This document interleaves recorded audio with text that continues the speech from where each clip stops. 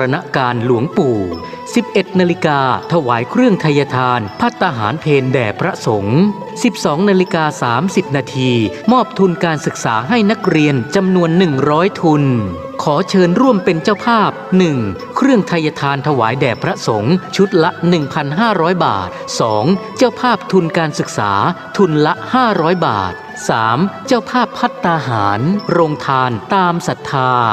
ติดต่อร่วมบุญได้ที่พระครูวิสิทธิ์บุญญากรเจ้าอาวาสหรือพระสมศักดิ์ปัญญาวโรรองเจ้าอาวาสบัญชีธนาคารกรุงเทพสาขาตลาดแม่มาลัยเลขที่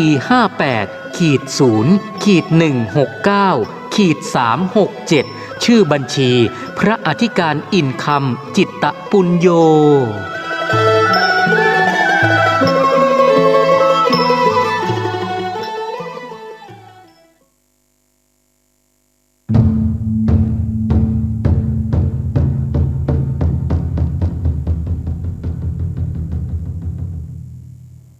วัดเจ็ดยอดพระอารามหลวงขอเชิญร่วมบุญใหญ่ครั้งประวัติศาสตร์กับการบูรณะโบราณสถานที่มีอายุเก่าแก่กว่า500 ปีเป็นวัดที่พระเจ้าติโลกราชกษัตริย์ล้านนาแห่งราชวงศ์มังรายทรงสร้างขึ้นและยังเป็นสถานที่สำคัญในการทำสังคายนาพระไตรปิฎกครั้งที่ 8 ของโลกซึ่งการบูรณะในครั้งนี้วัดเจ็ดยอดพระอารามหลวงร่วมกับสำนักศิลปากรที่ 7 เชียงใหม่กรมศิลปากรได้จัดให้มีการบูรณะโบราณสถานทั่วบริเวณวัดกว่า 9 จุด 12 รายการจึงขอเชิญชวนพุทธศาสนิกชนผู้มีจิตศรัทธาทุกท่านมาร่วมบุญใหญ่ครั้งประวัติศาสตร์ซึ่งโอกาสบุญในครั้งนี้500 ปีจะมีเพียงครั้งเดียวโดยสามารถร่วมบุญได้ที่บัญชีวัดเจ็ดยอดพระอารามหลวงเพื่อการบูรณะโบราณสถานเลขที่บัญชี 839-222-7594 839-222-7594 ธนาคารไทยพาณิชย์สาขานิมมานเหมินหรือติดต่อสอบถามเพิ่มเติมได้ที่ Facebook วัดเจ็ดยอดพระอารามหลวงโทร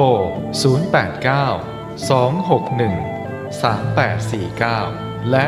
087-863-0155นมัสการเจ้าค่ะวิกฤตโควิด -19 จะมีหลักธรรมใดช่วยได้บ้างไหมเจ้าคะเจริญพรสมัยพุทธกาลเกิดเหตุโรคระบาดในเมืองไวสาลีพระพุทธเจ้าให้คณะสงฆ์สวดพระพุทธมนต์เพื่อความเป็นสิริมงคลของบ้านเมืองและให้ประชาชนมีสติเกิดปัญญารอดพ้นจากภัยพิบัติได้สถานการณ์นี้ทุกคนตระหนักแต่อย่าตื่นตระหนกคนไทยต้องมีสติเพื่อฝ่าวิกฤตโควิด -19 ไปด้วยกัน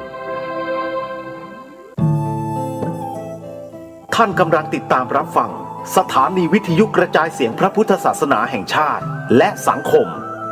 คลื่นเพื่อการศึกษาพระพุทธศาสนาและวัฒนธรรมระบบ FM 104.5 เมกะเฮิรตซ์รายการต่อไปเป็นรายการคดีโลกคดีธรรม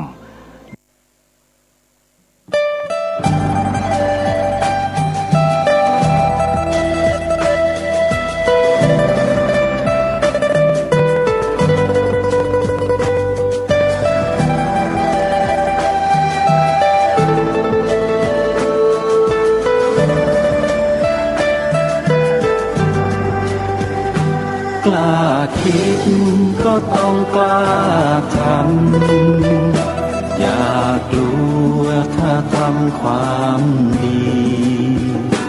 เป็นศึกษาปัญหาให้ทันท่วงทีเมืองไทยจะพัฒนากว่านี้รายการดีๆคดีโลกคดีธรรมขอรำพันบรรยายความคิดเครื่องหมายแห่งสีทั้งสามงามถนัดขาวคือบริสุทธิ์สีสวัสดิ์หมายพระไตรรัตน์และธรรมะคุมจิตไทยแดงคือโลหิตเราใสซึ่งยอมสละได้เพื่อรักษาชาติศาสนา น้ำเงินคือสีโสภาอันจอมประชาพระโปรดเป็นของส่วนองค์จากริ้วเข้าเป็นไตรรงค์จึงเป็นสีธงที่รักแห่งเราชาวไทยทหารอวตารนำไปยงยุทธวิชัยวิชิตก็ชูเกียรติสยามประเทศไทยที่เจริญมั่นคงมาได้จนถึงทุกวันนี้มิได้เกิดขึ้นจากความหวาดกลัวยังคลาดเขลาแต่บรรพบุรุษไทยของเราทุกยุคทุกสมัยล้วนแต่มีความกล้าหาญและชาญฉลาดปกป้องเอกราชสร้างชาติให้เกิดความมั่นคงโดยมีธงแห่งพระไตรรัตน์เป็นเครื่องนำชัยจึงเป็นที่มาที่ไปของรายการคดีโลกคดีธรรมกล้าคิดก็ต้องกล้าทำอย่ากลัวถ้าทำความดีเร่งศึกษาปัญหาให้ทันท่วงทีเมืองไทยจะพัฒนากว่านี้รายการดีๆคดีโลกคดีธรรมรายการดีๆคดีโลกคดีธรรม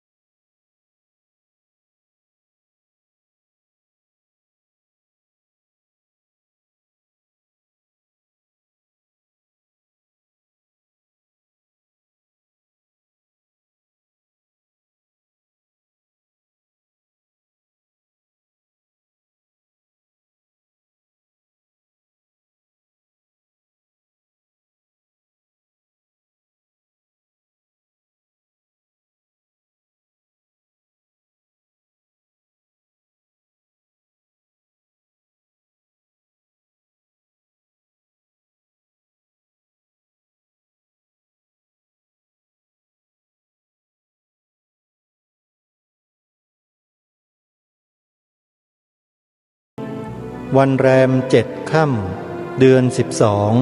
12วันนี้ตรงกับวันศุกร์ที่26พฤศจิกายนพระพุทธศักราช2564รายการคดีโลกคดีธรรมมาพบกับท่านผู้ฟังเป็นปกติทุกวันจันทร์ถึงวันศุกร์และวันเสาร์อาทิตย์ทางสถานีวิทยุแห่งนี้ท่านผู้ฟังสามารถดาวน์โหลดแอปพลิเคชันไว้ในโทรศัพท์มือถือเพื่อติดตามรับฟังรายการคดีโลกคดีธรรมทางโทรศัพท์มือถือของท่านได้ทุกวัน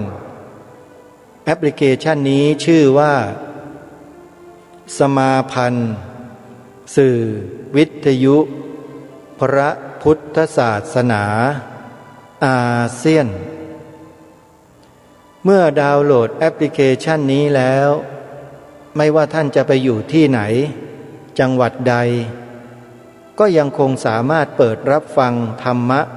สาระที่ดีๆจากสถานีวิทยุพระพุทธศาสนาแห่งชาติที่อยู่ในแอปพลิเคชันนี้ได้ตลอด24 ชั่วโมงนี่คือความก้าวล้ำทันสมัยของโลกเทคโนโลยีที่เราสามารถใช้ให้เกิดประโยชน์แก่ชีวิตของเราได้ช่วงนี้รายการคดีโลกคดีธรรมกำลังนำเนื้อหาคำบรรยายให้เหตุผลที่เกี่ยวกับการบัญญัติรับรองให้พระพุทธศาสนาเป็นศาสนาประจำชาติไทยไว้ในกฎหมายรัฐธรรมนูญให้ถูกต้องมาเปิดให้พวกเราได้สดับรับฟังกันโดยนำเสียงบรรยายของพระอาจารย์มหาสมศิริปัญโย ซึ่งเป็นผู้มีความรู้มากด้วยประสบการณ์ท่านไปบรรยายที่หน้ารัฐสภา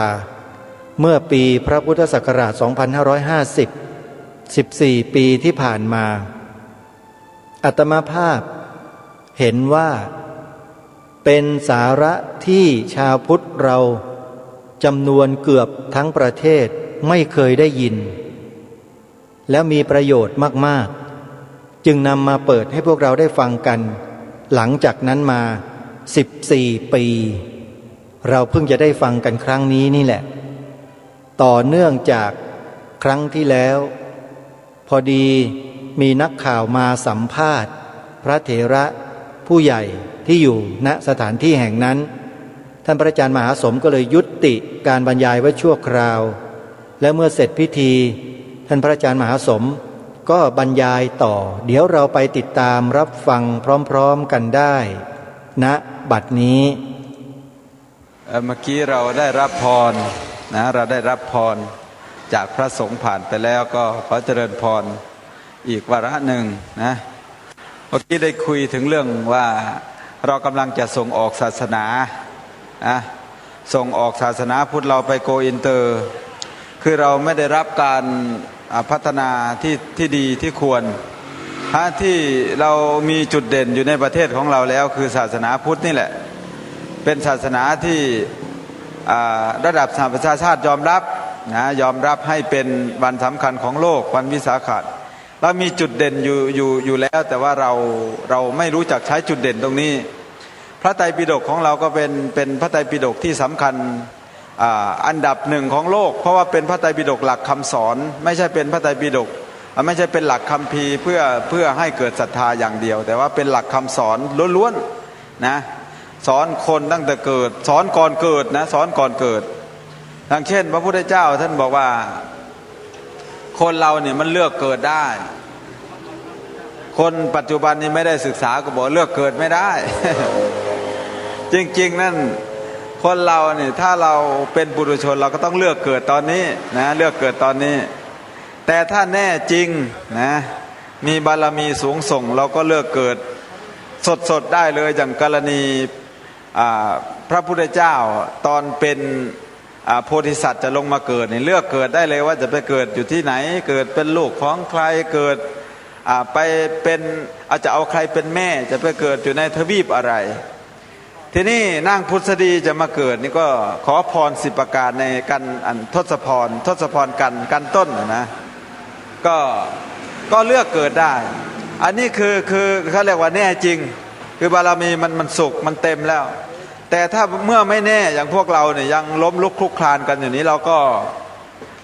ก็ต้องเลือกตั้งแต่ตอนนี้ตอนที่เรานั่งอยู่ได้ยืนได้เดินได้ไปได้มาได้อยู่นี่แหละเราต้องเลือกตอนนี้ไม่ใช่ไปเลือกเอาตอนอยู่ในท้องแม่แล้วมันไม่ใช่ตอนเลือกแล้วตอนนั้นอ่ะมันเป็นตอนสำเร็จรูปแล้วดังนั้นเมื่อเราจะเลือกเกิดมันก็ต้องมีการวางแผนมีการวางแผนระยะยาวตั้งแต่ก่อนเกิดมาชีวิตการเกิดมาแล้วควรทำตัวอย่างไงเอาทิศทั้ง6มาว่ากันเลยเมื่อเอาทิศทั้ง6มาร่างเป็นโครงสร้างแล้วก็เอาหลักคำสอนในสมัยนี้บรรจุเข้าไปแต่มาไปดูยานที่มันตกนะเขาเรียกว่ายานโคลัมเบียที่มิวเซียมอเมริกาเข้าไปดูในนั้นก็ไปพิจารณาดูว่ายานโคลัมเบียเนี่ยมันตกเพราะอะไรก็ในใจมันก็ผุดคิดขึ้นมาได้ว่านักวิทยาศาสตร์กลุ่มนี้จะต้องขาดทำข้อใดข้อหนึ่งใน4 ข้อนี้โดยเฉพาะ2 ข้อสุดท้ายคือจิตตวิมังสาเนี่ยนะ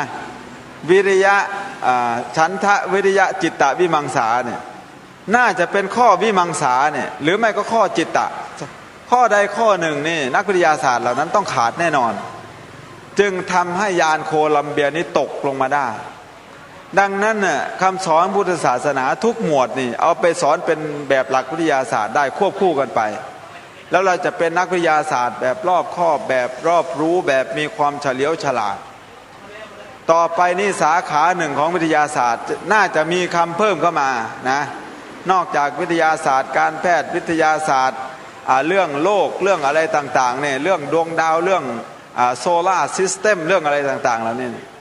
เรามาเรียนกันแต่เรื่องอิเล็กตรอนโปรตอนนิวตรอนไปจนถึงเรื่องอนุภาคตอนนี้ไปถึงเรื่องควาร์กเล็กลงไปกว่าอนุภาคลงไปอีกเราก็ยังไม่รู้จุดหมายยังไม่รู้เป้าหมายของชีวิตดังนั้นถ้าเรามีหลักสูตรที่ดีของพระพุทธเจ้านี่เข้าไปประกอบต้องเพิ่มแขนงหนึ่งขึ้นมาอีกเลยว่าวิทยาศาสตร์ทางจิตเอากันอย่างนั้นเลยนะเอากันอย่างนั้นเลยเรียกว่าสู้กันละแต่วิธีที่เราจะทำได้มันก็มีวิธีเดียวดังที่เล่าให้ฟังก็คือเราจะต้องมีการตั้งโรงเรียนสอนพุทธศาสนาขึ้นมาอย่างเป็นระบบเราไม่บังคับศาสนาอื่นแต่คนผู้นับถือศาสนานี่จะต้องเรียนนะต้องเรียนผู้ที่มีอำนาจวาสนาผู้ที่จะไปดำรงตำแหน่งโดยเฉพาะเกี่ยวกับความยุติธรรมนี่จำเป็นต้องเรียนจำเป็นนะต้องบอกว่าต้องเลยไม่ใช่ควรนะใช้คำว่าต้องนะไม่ใช่ควรนี่ยังเป็นใช้ตัพพะปัจจัยอยู่นะแต่ใช้คำว่าต้องเลยเกี่ยวกับผู้ที่จะไปทำงานศาลสมัยก่อนนี่ต้องไม่มีอคติศีนะแต่สมัยก่อนซึ่งก็ใช้มาจนปัจจุบันนี้ก็ยังใช้อยู่เวลาเราจะเข้าไป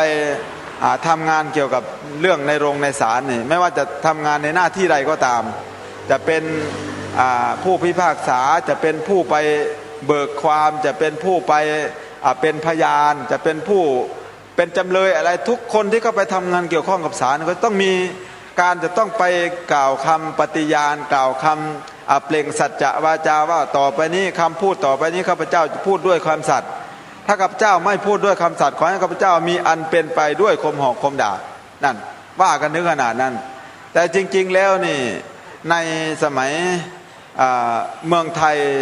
วิวัฒนาการมาตั้งแต่สมัยกรุงสุโขทัยเราก็มีพิธีถือน้ำมาแล้วนะก่อนจะออกไปรบนี่ทางจะขึ้นไปรบทางนี่กษัตริย์ท่านจะต้องไปแวะ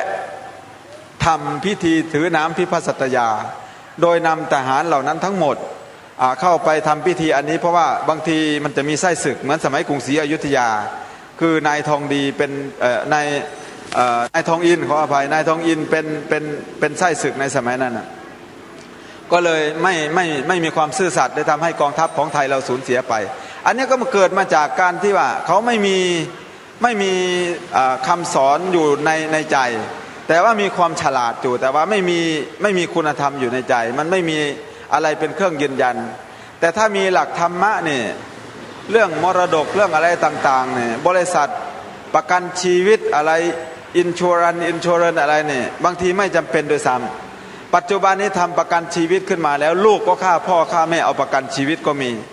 บางทีก็แกล้งเผาบ้านตนเองแล้วก็คลอกพ่อคลอกแม่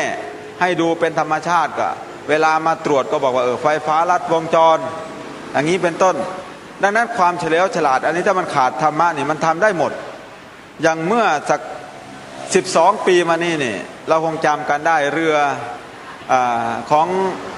ประเทศสิงคโปร์ซึ่งเป็นบริษัททำประกันชีวิต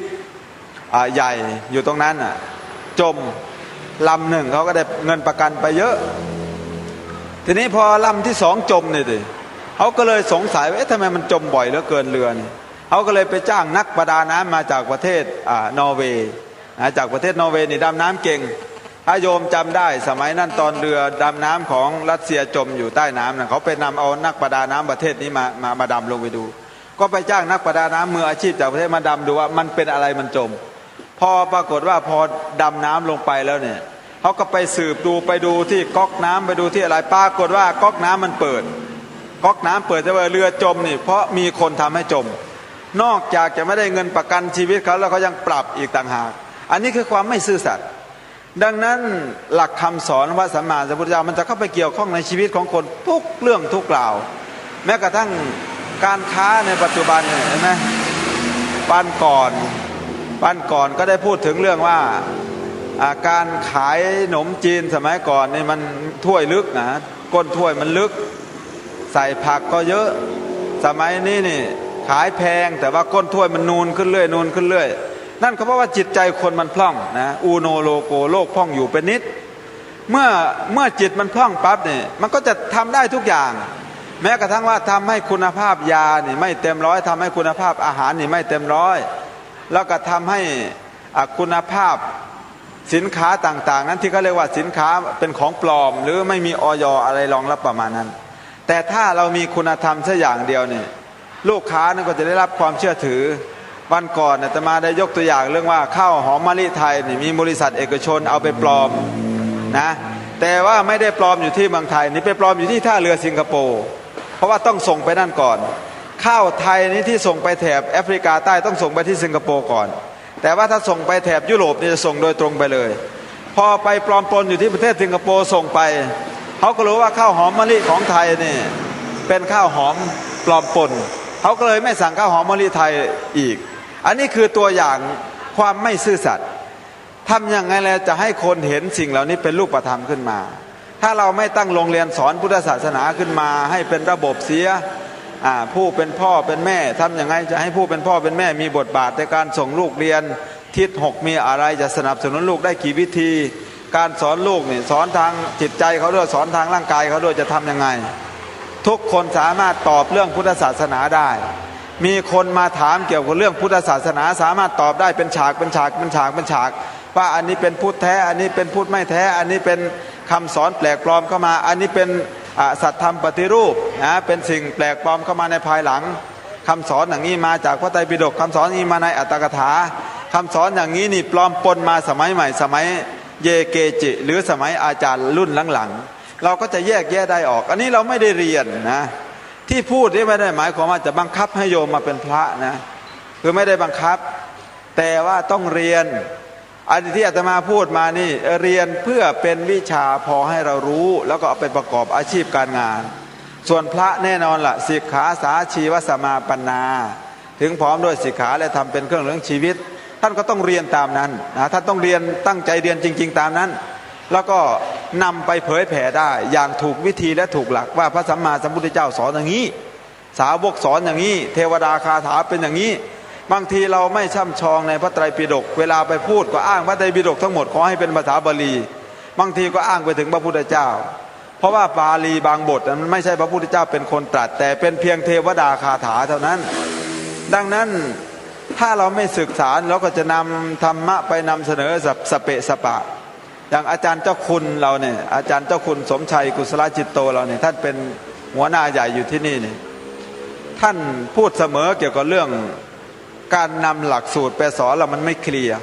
อย่างเช่นเรื่องภิกษุณีบวชได้หรือไม่ได้บวชได้ด้วยเงื่อนไขใดบวชไม่ได้ด้วยเงื่อนไขใดก็ตอบเขาไม่ได้เวลาเขามาถามนะอย่างเรื่องเนื้อ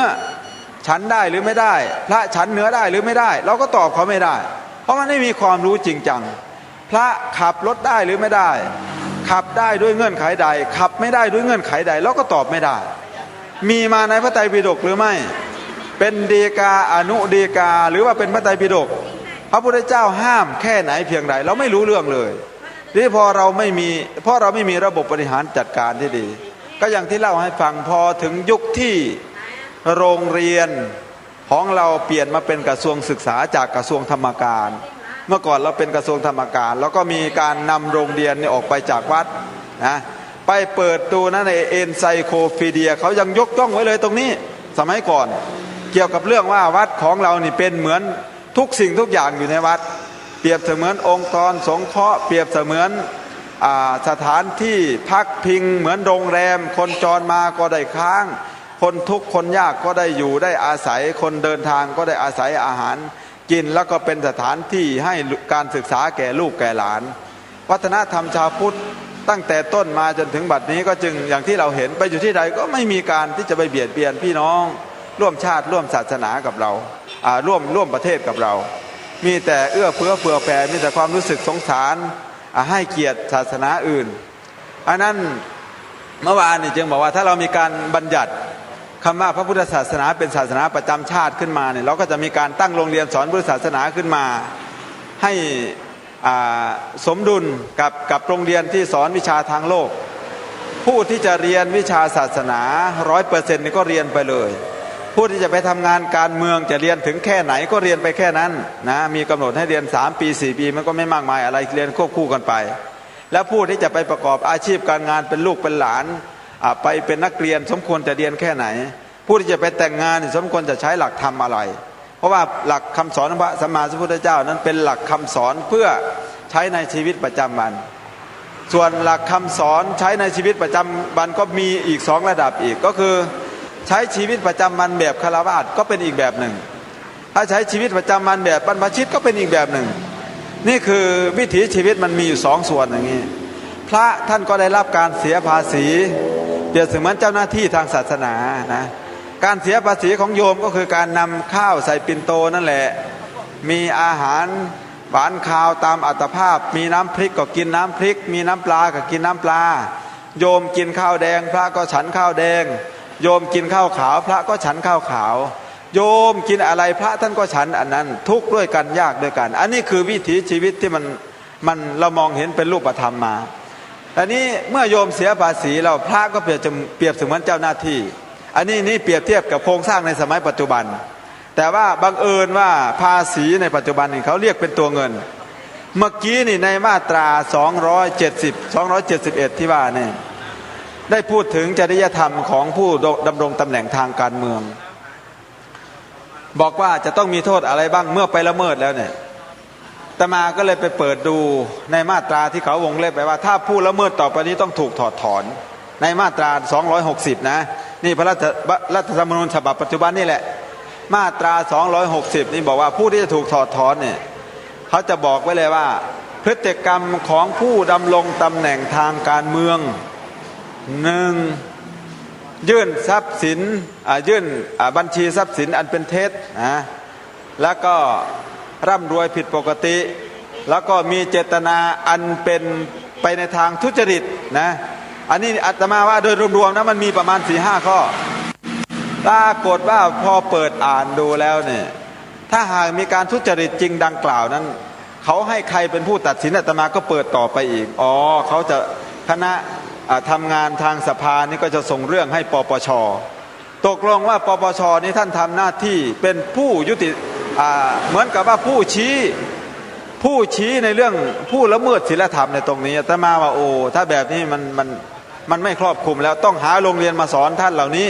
ให้ท่านเหล่านี้มีความรู้เรื่องศาสนาเข้าไปด้วยดังนั้นเราจึงไม่สามารถที่จะหลีกเลี่ยงประเด็นตรงนี้ได้เลยเราไม่สามารถจะหลีกเลี่ยงความจริงตรงนี้ได้เราจะต้องอยู่ร่วมกันอีกยาวนานถึงแม้ว่าเราจะตายจากกันไปอีก 40-50 ปีแต่ว่าอีก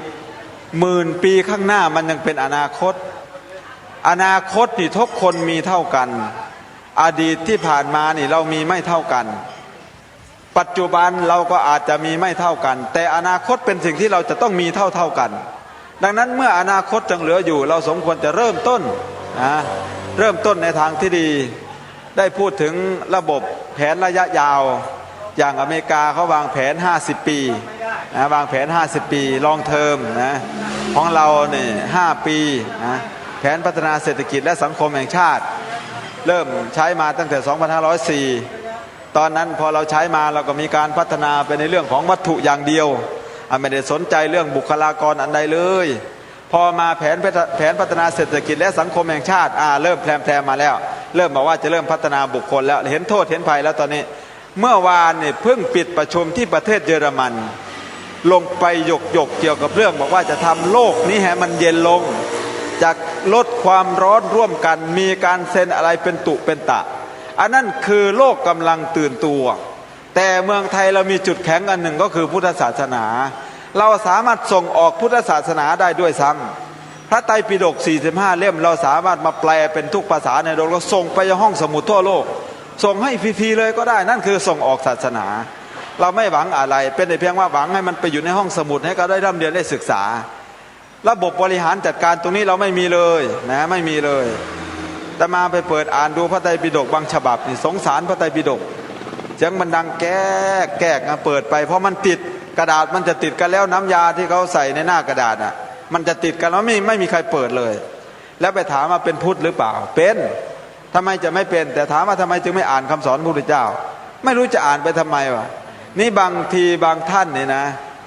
บางโยมบางพระเนี่ยยังบอกว่าถ้าบัญญัติคำว่าพุทธศาสนาเป็นศาสนาประจำชาติเราจะได้อะไรเราจะรวยขึ้นไหมนู่นเอาเรื่องความรวยมาว่ากันอีกแล้วเมื่อกี้ก็ยังพูดอยู่หยกว่าแม้แต่ครั้งตรวจสอบระบบผู้ดำรงตำแหน่งทางการเมืองในเรื่องจริยธรรมก็ยังเอาเรื่องทรัพย์สินมาเป็นเครื่องตัดสินแล้วดังนั้นมันก็จอดกันพอดี แต่มาพูดอยู่เมื่อกี้ว่าคนรวยก็ชั่วได้ คนจนก็ชั่วได้ คนจนก็ดีได้ คนรวยก็ดีได้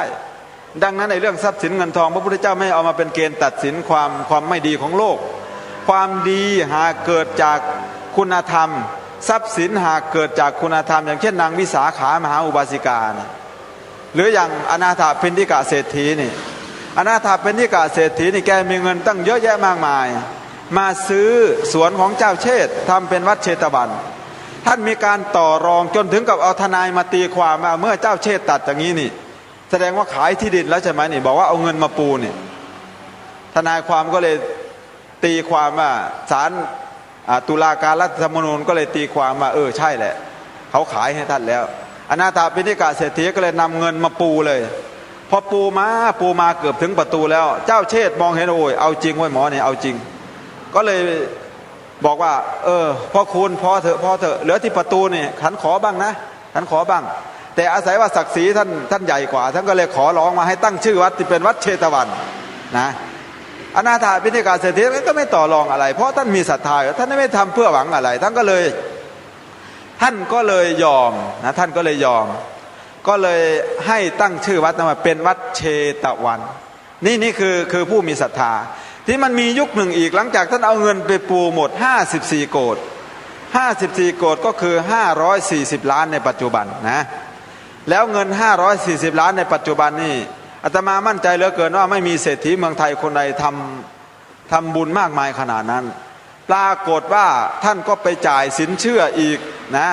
ไปจ่ายสินเชื่ออีก18โกฏเหลืออีก18โกฏก็ไปใส่ไหฝังไว้ในฝั่งแม่น้ำคงคาปรากฏว่าที่จ่ายสินเชื่อนั้นเป็น NPL เสียเก็บหนี้คืนไม่ได้เป็นหนี้ศูนย์ไปที่นี่เหลืออีก18โกฏน้ำก็มาเซาะฝั่งทะเลมันก็ซุดลงฝั่งแม่น้ำคงคาซุดลงก็หายไปที่กลางแม่น้ำคงคาตอนนั้นท่านก็เลยกลายเป็น The Great Poor Man ไป The Great Poor Man ก็คือคนจนผู้ยิ่งใหญ่นะ The Great Poor Man นี่แปลว่าคนจนผู้ยิ่งใหญ่ปรากฏว่าอนาถปิณฑิกะเศรษฐีก็ทำบุญอยู่เหมือนเดิมจิตใจท่านไม่ลดลงเลยเพราะว่าการทำบุญของท่านเป็นปกติของท่านไม่ได้ทำเพื่อที่ว่าจะจนหรือที่จะรวยมันไม่ได้สำคัญอันใดเพราะว่าการทำบุญนั่นเป็นเชื้อสายของตระกูลท่านบอกว่าอย่างนั้นนะวันหนึ่งพบกับพระพุทธเดี๋ยวมันจะลัดขั้นตอนพูดถึงเทวดาก่อนหลังจากท่านเป็น The Great Poor Man แล้วเทวดาก็เข้ามาพอเทวดาเข้ามาแล้วก็มาเยาะเย้ยว่าไหนแต่ก่อนข้าพเจ้าเตือนแล้วทำไมไม่เชื่อเห็นไหมทำบุญดีนักนี่เหลือคนใจบุญไปทำบุญกับสมณะหัวโล้นดีนักเห็นไหมตอนนี้จนแล้วนี่เชื่อข้าพเจ้าไหมท่านอนาถปิณฑิกะเศรษฐีก็เลยถามว่าเสียงใครพูดก็เลยบอกว่าข้าพเจ้าเองนี่แหละเป็นเทวดาที่บ้านท่านนี่แหละอนาถปิณฑิกะเศรษฐีก็เลยบอกว่าไปเลยนะไปเลยอเปหิเทวเตเปหินะไปเลยนะเทวดานี่ไม่ดีนี่ไปหนีไปอย่ามาอยู่ที่บ้านของข้าพเจ้าเทวดานั้นต้องเสียอกเสียใจไปฟ้องพระอินทร์นี่คือใครพระอินทร์นี่ก็คือคนที่วิวัฒนาการไปจากคนไปเกิดยังสวรรค์ตื่นขึ้นมาแต่ละเช้าเนี่ยนะพระอินทร์ผู้นี้นี่ตั้งจิตไว้เลยว่ายาวะชีวังมาตาเปติพระโรอัดสั่งขอให้ข้าพเจ้าได้เลี้ยงดูบิดามารดาตลอดชีวิตso long as I live may I be the support of my mother and father ขอให้ข้าพเจ้าได้เลี้ยงดูบิดามารดาตลอดชีวิตปรากฏว่าพอตายลงก็ไปเกิดเป็นพระอินทร์นี่เราจะเห็นว่าวิวัฒนาการของโลกเรานี่มันสามารถวิวัฒนาการจากฟ้าชายสิทธัตถะได้ขึ้นไปเป็นโสดาบันจากโสดาบันขึ้นไปเป็นสกทาคามีจากสกทาคามีขึ้นไปเป็นอนาคามีจากอนาคามีขึ้นไปเป็นพระอรหันต์และขึ้นเป็นพระพุทธเจ้ามันเป็นวิวัฒนาการอย่างนี้ เมื่อวานอาตมาก็ได้พูดแล้วว่าถ้าผู้หญิงคนนั้นคลอดลูกแล้วเอาใส่ถุงดำไปโยนลงคลองผู้หญิงคนนี้เขาไม่เรียกว่าแม่แต่เขาเรียกว่าคนคลอดแต่ถ้าคนนั้นเลี้ยงลูกเขาจึงจะเรียกว่าแม่เพราะคำว่าแม่มันเป็นชื่อของวิวัฒนาการมันเป็นชื่อของคุณธรรมดังนั้นโรงเรียนสอนศาสนาพุทธเรานี่เมื่อไหร่หนอมันจะเกิดขึ้นเราจะได้ส่งจุดแข็งของเรานี่ไปทั่วโลกให้เขาได้ทราบเสียทีถ้าเรามีโรงเรียนสอนพุทธศาสนาอย่างเป็นระบบนี่ปัจจุบันนี่ที่มิวเซียมอาร์ตมิวเซียมที่ชิคาโกเขาก็เปิดสอนมันมีล็อกเล็กๆอยู่ล็อกหนึ่งอันนี้อาตมาทราบจากโยมซึ่งเป็นคณะกรรมการวัดที่เดนเวอร์ที่ไปจำพรรษารัฐโคโลราโดสหรัฐอเมริกา เขาบอกว่าที่มิวเซียมของชิคาโกนี่มีแผนกหนึ่งซึ่งสอนพุทธศาสนาอยู่แม้พุทธรูปของเราที่หายไปไอ้ที่บอกว่าหลวงพ่ออะไรหลวงพ่อศิลาน่ะดังๆน่ะก็ไปอยู่ที่นี่แหละและปีก่อนหน้านั้นทับหลังนารายณ์บรรทมศิลป์ก็ไปอยู่ที่นี่พุทธรูปงามๆใหญ่ๆดีๆที่ไปจากเมืองปาเลมบังซึ่งเป็นศูนย์กลางอาณาจักรศรีวิชัยที่เกาะชวาอินโดนีเซียก็ดีไปจากเมืองอินเดียก็ดีนาลันทาก็ดีไปจากอัฟกานิสถานก็ดีไปจากสุโขทัยก็ดีไปกองอยู่ในนั้นทั้งหมดนี่ไปกองอยู่ที่อาร์ตมิวเซียมอเมริกาเนี่ยพูดไปแล้วมันก็ลามปามเรื่องเทวดามันลงมาถึงเรื่องพระพุทธรูปเอาเป็นว่าอนาถปิณฑิกะเศรษฐีนี่ท่าน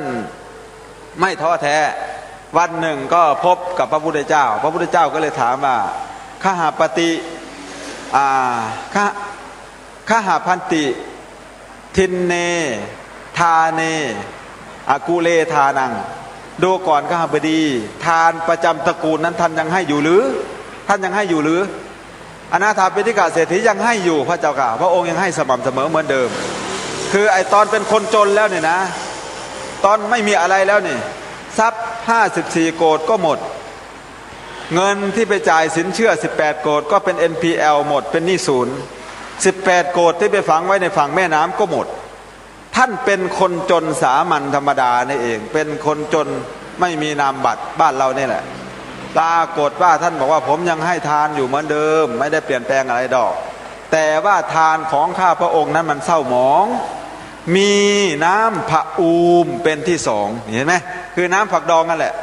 ดังนั้นมาตรฐานความรวยความจนในแนวนอนแนวดิ่งเพราะไม่ต้องเอามาพูดกับพระพุทธศาสนาพระพุทธเจ้าท่านไม่เคยให้พรคนอื่นสาธุเด้อให้ร่ำให้รวยให้มีเงินให้มีทองแล้วบอกเคยบอกจักเถื่อทำไมมาลงภาคอีสานอย่างนี้นะที่นี่ปรากฏว่าพระพุทธเจ้าท่านให้พรคนมีอยู่4อันนั้นอายุงวันนังยะสังกิตติงสักกังอุจจากุลีนะตัง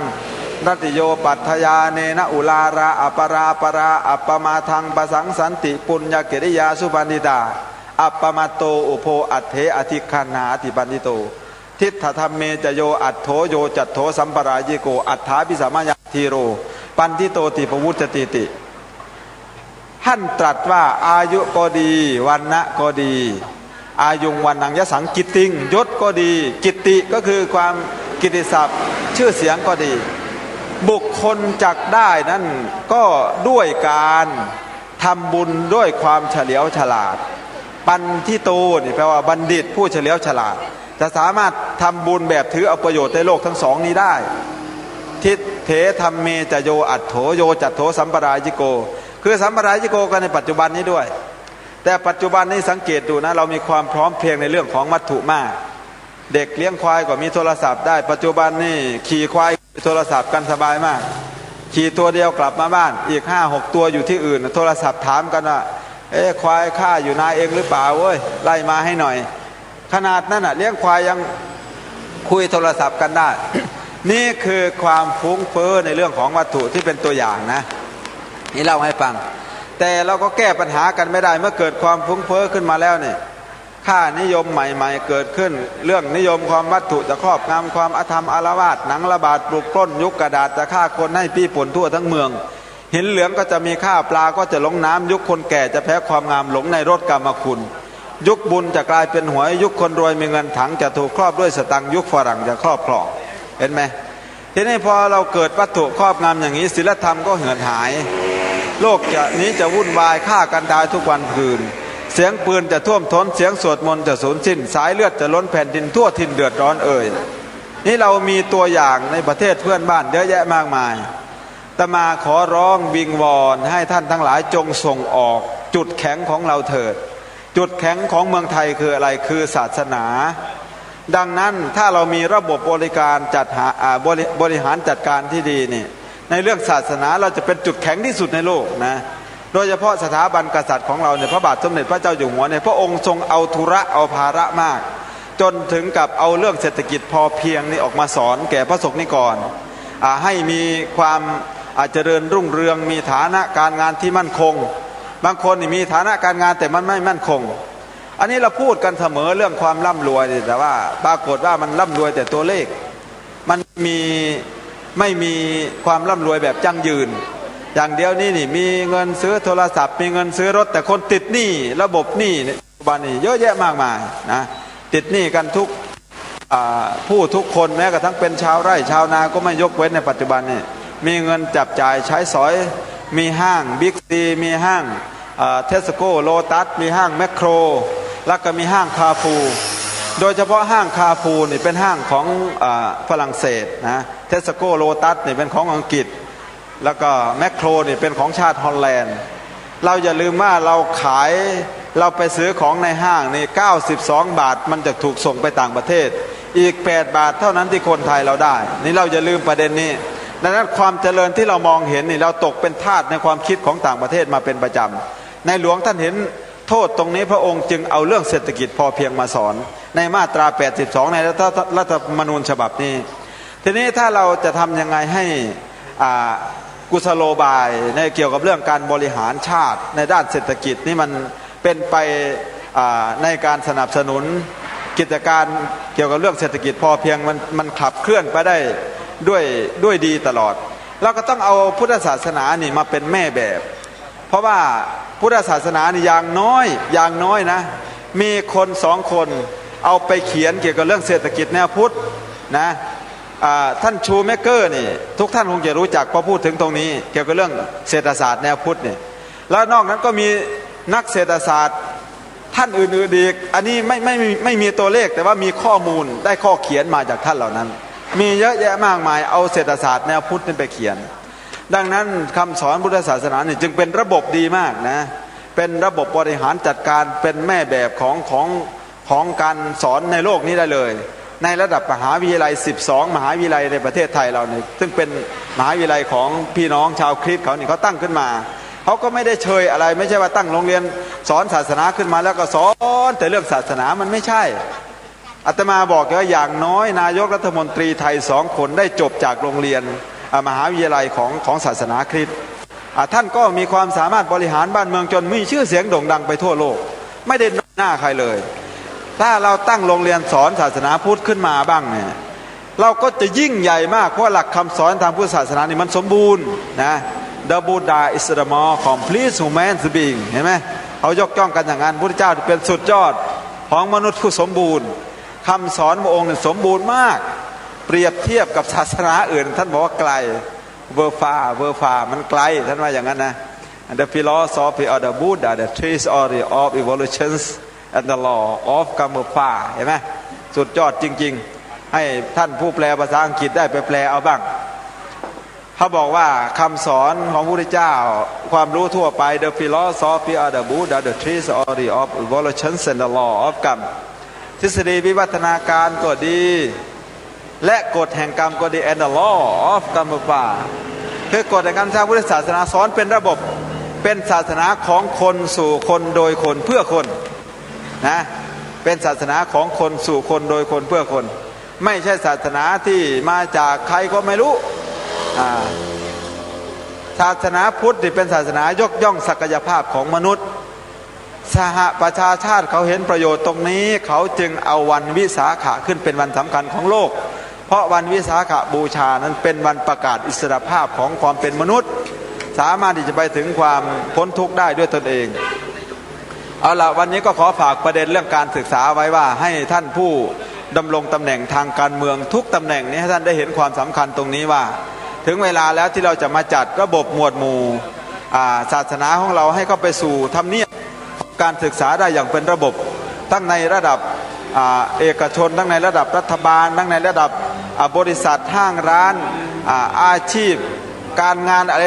ทุกอย่างจะต้องเกี่ยวข้องกับเรื่องการศึกษากับศาสนาของตนเองแล้ววิธีเดียวที่จะทำอย่างนั้นได้ก็คือบัญญัติคำว่าพุทธศาสนาเป็นศาสนาประจำชาติไว้ในรัฐธรรมนูญเท่านั้นถ้าไม่บัญญัติอย่างนี้ไม่มีทางทำได้ก็จะเหลือเพียงแค่ชักบังสกุลแล้วก็สวดงานศพนี่แหละทั้งที่เราเห็นนี่แต่มาก็คงจะจบไว้ตรงนี้จบไว้แต่เพียงเท่านี้ก่อนนะตอนนี้ก็อากาศก็อบอ้าวแล้วคงจะมีครูบาอาจารย์หลายๆรูปได้มาช่วยกันชี้แจงว่าด้วยหลักการและเหตุผลวิธีการระเบียบการว่าทำไมเราจะต้องบัญญัติ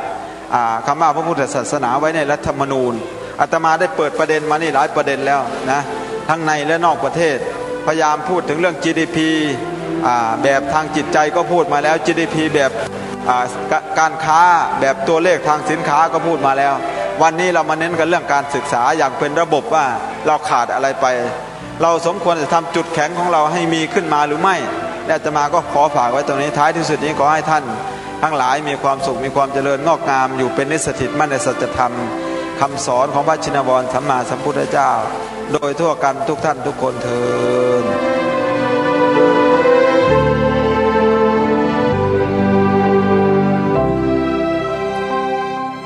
ท่านสาธุชนผู้ฟังทุกท่านธรรมบรรยายหน้ารัฐสภาโดยพระอาจารย์มหาสมศิริปัญโยผู้มากด้วยความรู้และประสบการณ์ต่างๆได้นำเสนอแนวความคิดเหตุผลของการบัญญัติรับรองพระพุทธศาสนาไว้ในรัฐธรรมนูญให้เป็นศาสนาประจำชาติไทยให้แก่พวกเราได้สดับรับฟังกันอย่างชัดเจนแจ่มแจ้งคงไม่ต้องอธิบายความอะไรให้เยินเยอะมากเพียงแค่ย้ำกับทุกท่านทุกฝ่ายทุกคนว่าถ้าประเทศไทยของเรายังไม่บัญญัติรับรองพระพุทธศาสนาให้เป็นศาสนาประจำชาติไทยไว้ในกฎหมายรัฐธรรมนูญแล้วล่ะก็เราอย่าหวังเลยว่าพระพุทธศาสนาในเมืองไทยของเรานี้จะเป็นที่พึ่งของประชาชนคนไทยในประเทศนี้ได้ไม่มีทางนี่คือสิ่งที่ทางรายการคดีโลกคดีธรรมอยากจะสะท้อนให้กับเราท่านทั้งหลายได้เห็นอย่างชัดเจนมากยิ่งขึ้นว่าเพราะเหตุอะไรทำไมชาวพุทธจึงออกไปเรียกร้องให้คนร่างรัฐธรรมนูญเนี่ยบรรจุหรือบัญญัติศาสนาพุทธให้เป็นศาสนาประจำชาติไทยไว้ในกฎหมายรัฐธรรมนูญในมาตรา2คือเราจะย้ำลงไปแล้วก็จำกัดไว้เฉพาะเลยว่าต้องเป็นมาตรา2ของรัฐธรรมนูญเท่านั้นไม่ใช่อยู่ในมาตราอื่นเนื่องจากว่ามาตรา2ก็ดีมาตรา1ก็ดีมาตรา3หรือมาตราอะไรก็ดีเกี่ยวกับสถาบันของชาติทั้ง3สถาบันแต่รัฐธรรมนูญของเราตั้งแต่ฉบับแรกเมื่อปีพระพุทธศักราช 2475 นั้นมิได้บัญญัติสถาบันพระพุทธศาสนาเอาไว้ในฐานะที่เป็นสถาบันสูงสุดของประเทศข้อผิดพลาดความบกพร่องนี้ไม่ได้เป็นของพระพุทธศาสนาแต่เป็นของคนเขียนรัฐธรรมนูญเพราะฉะนั้นใครก็ตามที่จะเข้าไปดำรงตำแหน่งเป็นสมาชิกสภาร่างรัฐธรรมนูญของประเทศไทยในอนาคตอันใกล้นี้ให้ท่านจงคำนึงถึงข้อนี้เอาไว้ให้มากแล้วพวกเราที่เป็นประชาชนคนไทยที่มีสิทธิ์จะเลือกสสร.ตัวแทนของเราคนใดคนหนึ่งไปยกร่างรัฐธรรมนูญในฉบับต่อไปในอนาคตถ้าหากว่าจะมีเนี่ยนะฮะให้เราถามคนคนนั้นก่อนว่าเข้าไปแล้วเนี่ยจะไปร่างรัฐธรรมนูญให้พระพุทธศาสนาเป็นศาสนาประจำชาติไทยเอาไว้ไหมถ้าใครยอมรับว่าจะบัญญัติว่าจะยกมือให้เลือกไปเลยแล้วจงจำคนคนนั้นเอาไว้ให้ดีถ้าหากเข้าไปแล้วตระบัดสัตว์ต่อพวกเราแล้วก็องค์การแช่งน้ำคงจะต้องเกิดขึ้นอันนี้ไม่ได้ขู่นะการไปดำรงตำแหน่งสูงของประเทศและตระบัดสัตว์ต่อชาติบ้านเมืองตัวเองเนี่ยมันเลวร้ายซะยิ่งกว่าอะไรซะอีกประชาชนเขาจะจับตาจำหน้าจำชื่อนามสกุลโคตรเง่าเอาไว้ทั้งหมดไม่ได้ทำอะไรหรอกจำเอาไว้ จำไว้ทำอะไรจำเอาไว้ก็เพื่อจะจดจำไงว่าจะไม่มีอีกแล้วคนแบบนี้คงจะไว้ใจไม่ได้ตระกูลนี้ไว้ใจไม่ได้แล้วนี่แหละคือสิ่งที่ทางรายการอยากจะฝากพวกเราเอาไว้ในอนาคตข้างหน้าถ้าหากว่ามีโอกาสที่จะได้มีส่วนร่วมในการยกร่างรัฐธรรมนูญโดยการลงสิทธิ์ลงเสียงลงคะแนนเลือกตั้งคนที่จะเป็นตัวแทนของเราในแต่ละจังหวัดเนี่ยให้เราไปถามคนคนนั้นให้ดีซะก่อนว่าคุณเข้าไปแล้วเนี่ยพวกเราที่จะเลือกคุณเนี่ยขอฝากให้คุณช่วยยกพระพุทธศาสนาตามรอยเบื้องพระยุคลบาทขององค์บุรพมหากษัตริย์ของเราได้ไหมคุณจะดำเนินรอยตามเบื้องพระยุคลบาทขององค์บุรพมหากษัตริย์ของเราไหมคุณจะจงรักภักดีไหมวิธีการก็คือบัญญัติศาสนาพุทธเป็นศาสนาประจำชาติไว้ในรัฐธรรมนูญนั่นแหละเขาเรียกว่าความจงรักภักดีการดำเนินรอยตามเบื้องพระยุคลบาทถ้าสสรคนไหนตระบัดสัตว์รับปากพวกเราแล้วไม่ทำเราก็เตรียมองค์การแช่งน้ำอย่างเดียวชื่อนามสกุลรูปภาพใส่ลงไปเลย7 ชั่วโคตรอันนี้เราไม่ได้ทำความผิดอะไรนะเพียงแค่ทำพิธีตามสัจจะที่ให้ไว้ต่อสังคมประเทศชาติบ้านเมืองเท่านั้นใครอยากจะลองดูก็ได้นะเดี๋ยวอาตมาภาพจะเป็นหนึ่งในนั้นแหละที่จะช่วยกันทำพิธีนี้ต่อไปเพราะไม่เช่นนั้นจะไม่มีวันที่จะสำเร็จได้สักทีหนึ่งถ้าพวกเราไม่เอาจริงกันขอฝากไว้จริงๆท่านผู้ฟังเรื่องนี้เป็นเรื่องใหญ่และสำคัญซะยิ่งกว่าอะไรซะอีก